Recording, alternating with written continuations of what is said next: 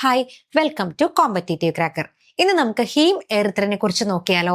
സാധാരണയായിട്ട് marine ഇൻവെർട്ടിബ്രേറ്റ്സിൽ oxygen ട്രാൻസ്പോർട്ടിനും സ്റ്റോറേജിനും ഒക്കെ help ചെയ്യുന്ന ഒരു മോളിക്യൂളാണ് ഹീം എറിത്രിൻ. ഇതിന്റെ സ്ട്രക്ചർ എന്ന് പറയുമ്പോൾ 2 അയൺ ആറ്റങ്ങളാണ് മേജർ ആയിട്ടുള്ള കമ്പോണന്റ്. ഇതില് ഒരു അയണിന്റെ കോർഡിനേഷൻ നമ്പർ 6 ആണ്, അടുത്തതിന്റെ 5 ആണ്. 5 ഹിസ്റ്റഡീൻ റെസിഡ്യൂ ആണുള്ളത്.